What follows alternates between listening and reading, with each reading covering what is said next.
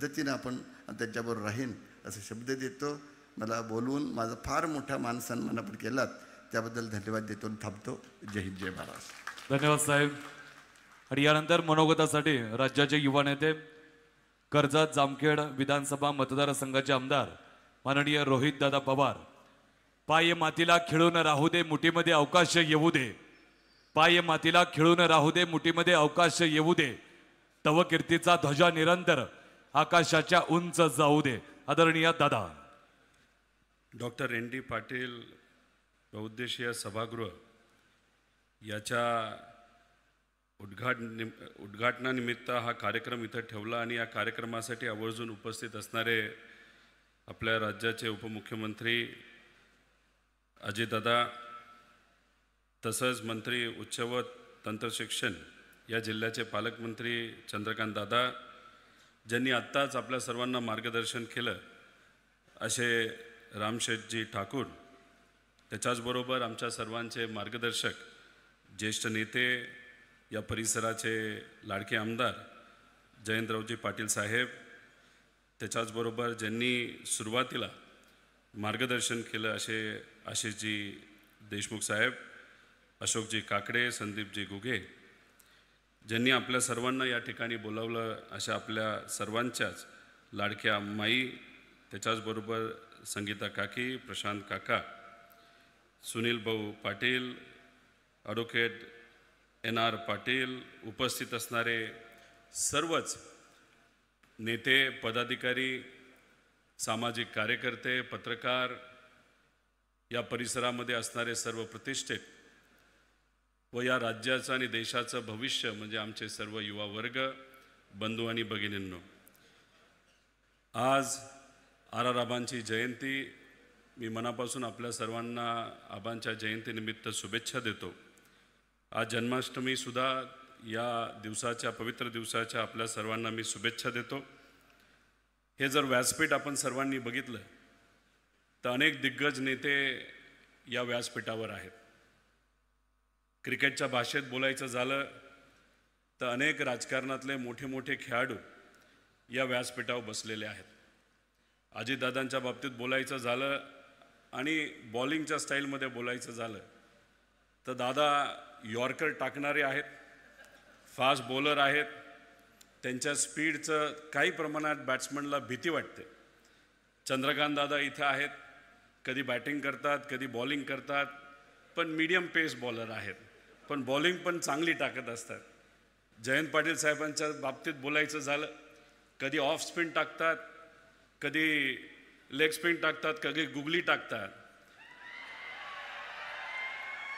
आणि कधी कधी बॉल हातातच असतो, पण आम्हाला बॅट्समनला असं वाटतं की बॉलिंगसुद्धा तिथं टाकली. अतिशय दिग्गज असे नेते या व्यासपीठावर आहे आणि या व्यासपीठावर आमच्यासारखे नवखे खेळाडू, वयाली कमी, बॅट हातात, एवढे मोठे खेळाडू आपल्याला बॉलिंग टाकतायत.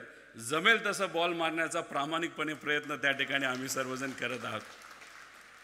नेत्यांबद्दल बोलायचं झालं तर या पवित्र भूमीने अनेक मोठे नेते या देशाला आणि राज्याला दिले.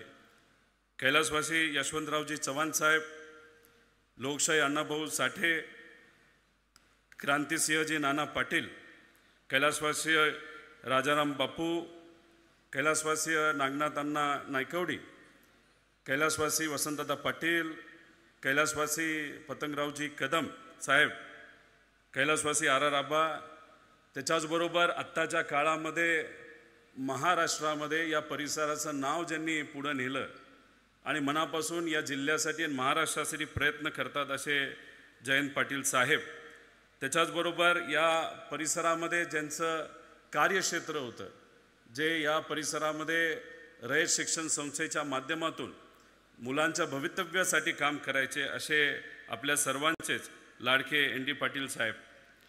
आपण तसं बघितलं तर या ज्या सर्व संस्था आहेत, या संस्था अतिशय महत्त्वाच्या संस्था आहेत. आपण जर बघितलं तर महात्मा फुले, क्रांती ज्योती सावित्रीमाई फुले यांनी प्रयत्न केले, लढा लढला म्हणून बहुजन समाजातल्या मुलामुलींना शिकता आलं आणि त्यांचाच वारसा, विचाराचा वारसा जर कोणी पुढे नेला असेल तर कर्मवीर भाऊराव पाटलांनी तो नेला.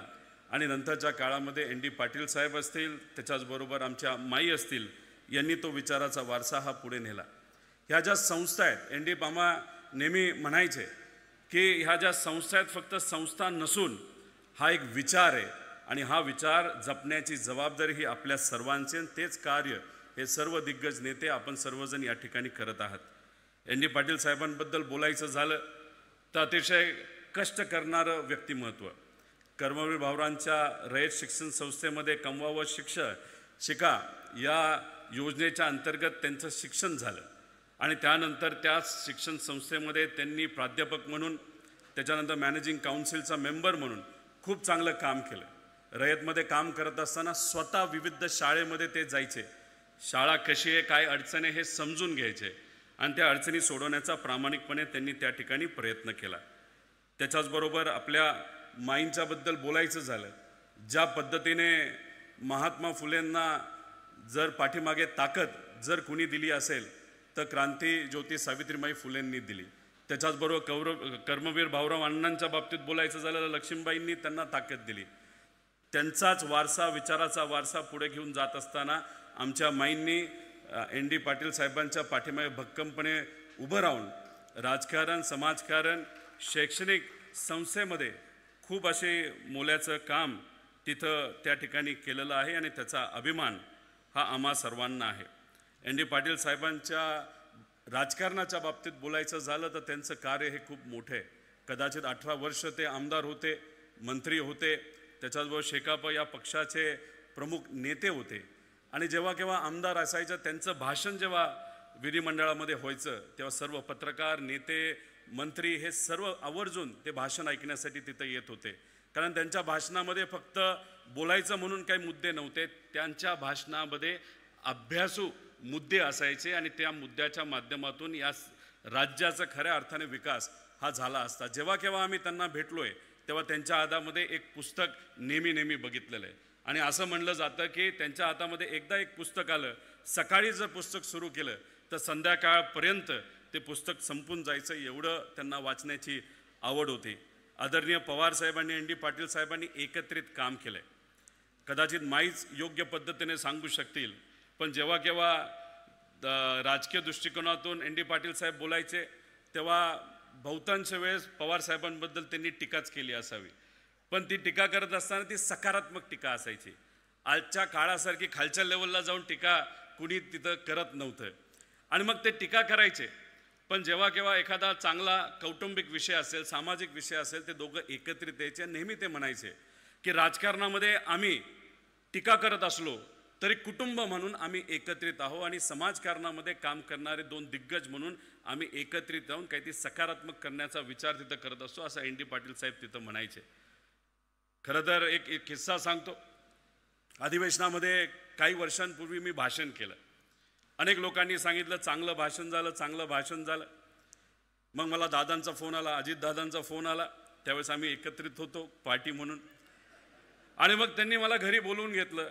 माझी अपेक्षा होती की त्यांनी सांगावं की भाषण चांगलं झालं, अजून चांगलं कर. त्यांनी सांगितलं की भाषण चांगलं झालं, पण एक गोष्ट महत्त्वाची तुला सांगतो. म्हणलं काय? अरे भाषण देत असताना, अधिवेशनामध्ये बोलत असताना तुझ्यावर कॅमेरा असतो, जरा बटणं जरा वरपर्यंत लावत जा. म्हणजे एवढं बारकाईने लक्ष त्या काळामध्ये माझ्यावर होतं.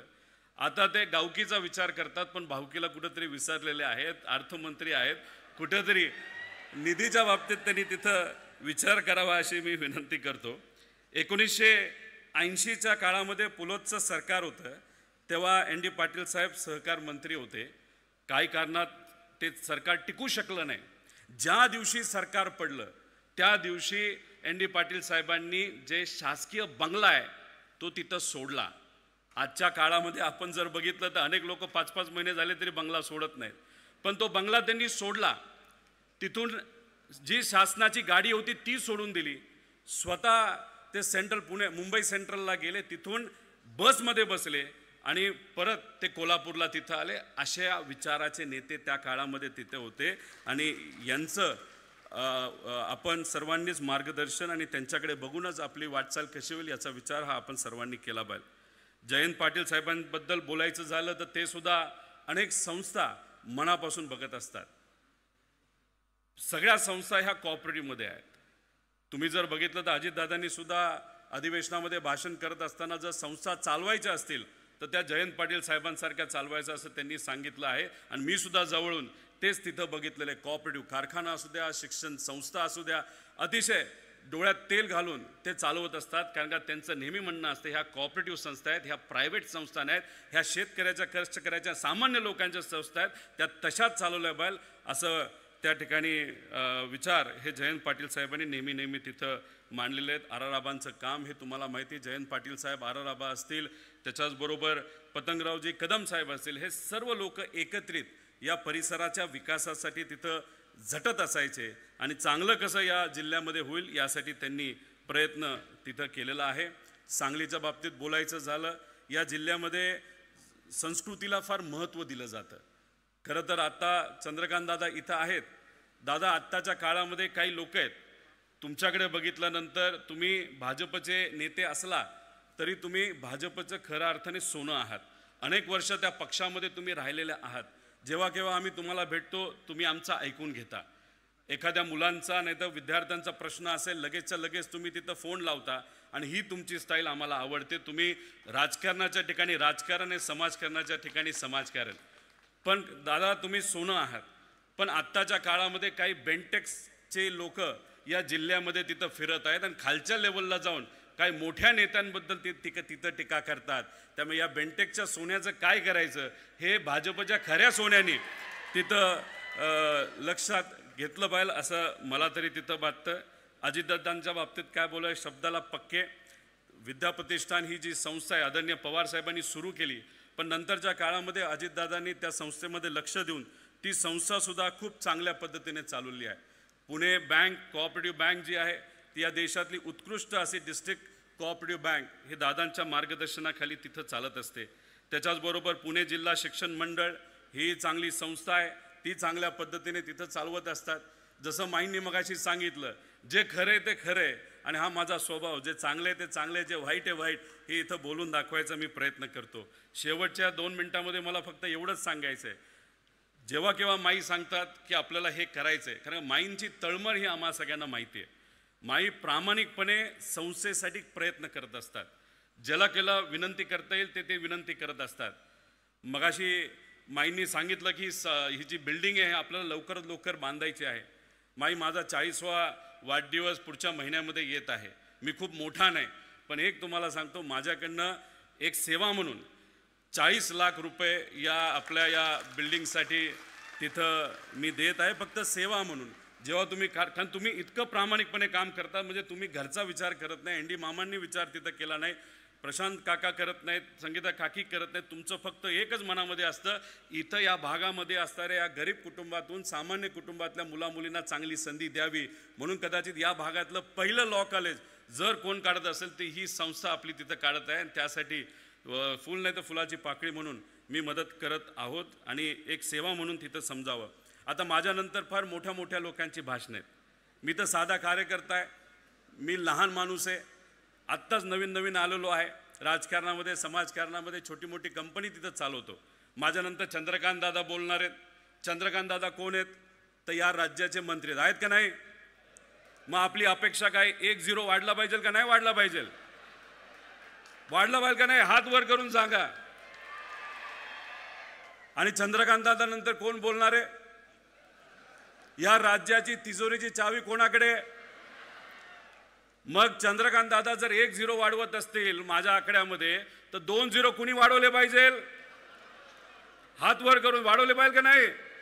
आता ते काय बोलतील मला सांगता येणार नाही, पण मला बोलण्याची संधी मिळाली. जे मनात होतं ते त्या ठिकाणी मी बोलून दाखवलं. पण ही जी संस्था आहे खऱ्या अर्थाने हिरा आहे. आणि या संस्थेना जे कुणी, ठाकूर साहेब तर नेहमी प्रयत्न करतात. 110 कोटीपेक्षा जास्त रुपयाची सेवा ठाकूर साहेबांनी या रयत संस्थेसाठी दिलेली. आणि आज तुमच्या सर्वांच्या उपस्थितीमध्ये 1 कोटीचा निधी या संस्थेसाठी, म्हणजे तुमच्या भवितव्यासाठी त्यांनी तिथं दिलेला आहे. आणि याच्यानंतरचे नेते सुद्धा मोठ्या प्रमाणात आर्थिक मदत या संस्थेला देतील असा विश्वास इथं व्यक्त करतो आणि असंच सुंदर काम या संस्थेच्या माध्यमातून चालत राहावं आणि त्यासाठी आमच्यासारख्या कार्यकर्त्याला सुद्धा जिथं कुठं जमेल तिथं सेवा देता यावी असा विश्वास या ठिकाणी व्यक्त करतो. आपण सर्वजण एवढ्या मोठ्या संख्येने आलात, माझा आदर तिथं इथं केला, माझा सत्कार इथं केला, त्यासाठी मी मनापासून माईंचे आणि सर्वांचेच या ठिकाणी आभार व्यक्त करतो आणि थांबतो. जय हिंद, जय महाराष्ट्र, जय रयत. धन्यवाद आमदार दादा. दादांच्या मनोगतानंतर स्वर्गीय राजाराम बापूंच्या कर्तृत्वाचे वारसदार, कर्तृत्व नेतृत्वाबरोबरच आवाजाचं देखणे पण ज्यांना लाभलं ते इस्लामपूर विधानसभा मतदारसंघाचे माननीय आमदार आणि राज्याचे माजी मंत्री सन्माननीय श्रीयुत जयेंद्रजी पाटील साहेब.